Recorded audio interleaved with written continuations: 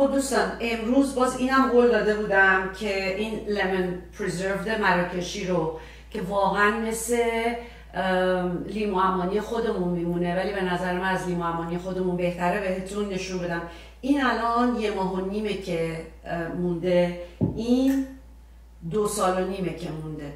واقعا میخوایم که بهترینش اینه که به این صورت در بیاد که ژله میشه و وقتی وا میکنی واقعا یه بوی خیلی خوبی میده و فقط نمک استفاده میشه، ولی دونه های لیمو این حالت ژلاتینی رو به وجود میاره.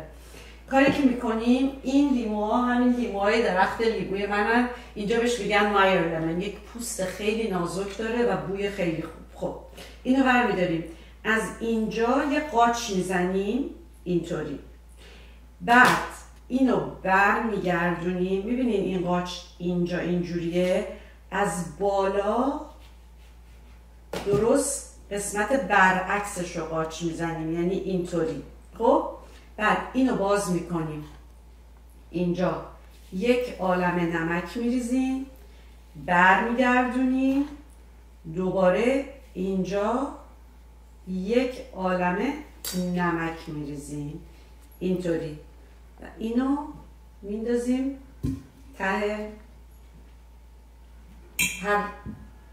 هر شیشه‌ای که داریم. دوباره عین همین کار رو تکرار میکنیم، از این ور از اون ور.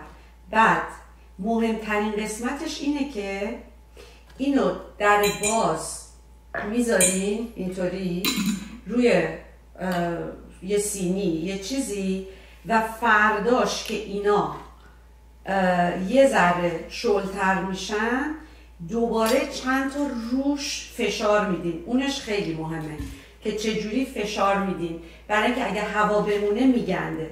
خیلیا که تو مغازه تو مراکش هم حتی وقتی میفروشن آب لیمو میگیرن روش میزنن، اون کار خوبی نیست، اون اصلا اصل کار نیست. باید وقت بذارین و روزای دوم و سوم هرچی اینا نرمتر میشن توسط نمک روش دوباره اضافه بکنین. اینطوریه که این درست میشه. هر جور دیگهش در واقع اصل کار نیست. حالا میبینین هی آب میاد بالا تا به اینجا میرسه و در واقع شما اینو سیلش کردین، مهر و مومش کردین. هم That's it.